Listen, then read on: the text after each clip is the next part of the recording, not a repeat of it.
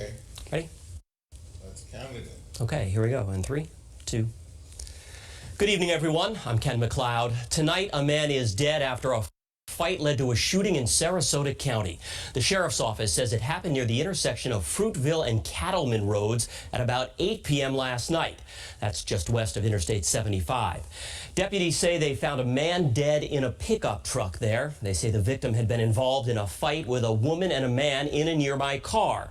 Deputies say the victim had pointed a gun at the pair, which prompted the male passenger in that second car to fire his own gun several times, killing the driver of the pickup.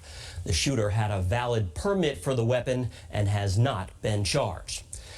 Take a look at this video showing the SWAT team being brought in for an arrest in Tampa. This happened on Friday at a home on Illinois Drive. That's where the Hillsborough County Sheriff's Office arrested 33-year-old Henry Norton Jr., who they describe as a known gang leader. Norton is facing several drug-related charges, including armed trafficking in fentanyl. He's also accused of being a felon in possession of a firearm. He was already facing multiple arrest warrants for trafficking in fentanyl and other controlled substances. Police also arrested 32-year-old Zuli Holt, and she is facing similar drug charges. A man is dead after a two-vehicle crash in Polk County. The sheriff's office released this map showing it happened on US 27 in Dundee just before 8 p.m. They say 60-year-old Gary Restifo was driving his motorcycle south in the northbound lanes when he collided with a pickup truck driven by a 24-year-old man. The truck then hit a curb and rolled over, but the driver and his passengers were not seriously hurt. Restifo was not wearing a helmet, though, and he later died at the hospital. The crash shut down traffic on US 27 for a short time. One person will survive their wounds after a shooting in Northport. It happened around 10:30 this morning near Cincinnati Street and Boca Chica Avenue. Police say the victim was flown to the hospital. They say they apprehended all the people involved at a 7-Eleven on Toledo Blade Boulevard. Detectives are still investigating, but say all those involved do know each other.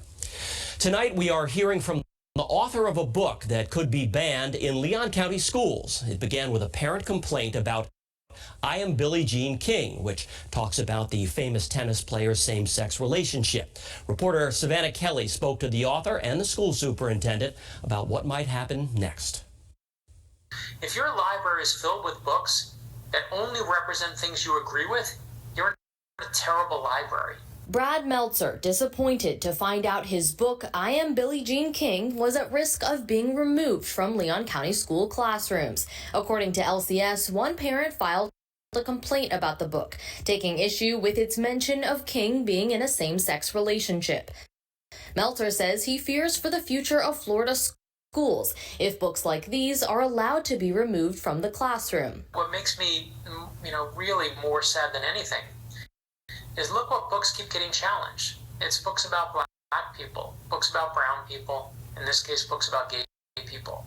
You notice a pattern here? Superintendent Rocky Hanna says he met with the parent on Thursday, but that wasn't enough to resolve the complaint. You have some parents that may object to a book, other parents don't, and by just simply removing a book, then you're denying access to other children and their families are fine with it. According to the district's review process, the next step will be for a third party, such as a retired librarian or a media center specialist, to listen to both sides and then give a recommendation to the school board, who would have the final say on whether the book is removed. The goal here is to find a compromise where all parents feel included and all parents have a say and a voice, and that's the goal.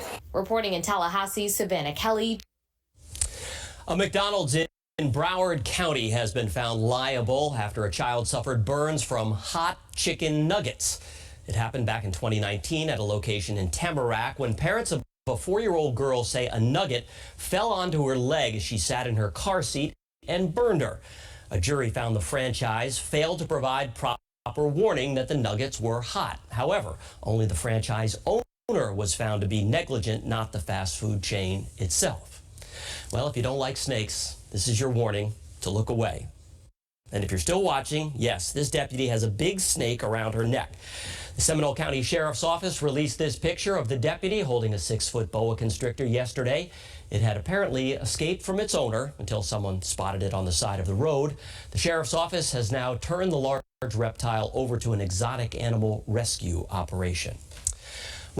Well, we have an Only in Florida story for you tonight. Dr. Joseph Dituri has broken the record for the longest time living underwater at ambient pressure. He spent 74 days residing in the Jules Undersea Lodge habitat. While underwater, Dituri is himself an experiment in physiology to monitor how the human body responds to long-term exposure to extreme pressure as in pounds per square inch. The work could help with future missions to space and in other ways. The idea here is to populate the world's oceans, to take care of the world's oceans by living in them and really treating them well. Dituri's undersea journey isn't over, by the way. He plans to stay underwater until he reaches the 100-day mark. All right, let's get a check on that forecast now with meteorologist Eric Fisher. All right, Ken, thank you very much. As we round out the weekend, get ready for a new week. We've got nice nights ahead of us here. Temperatures sliding back into the upper 60s, calm conditions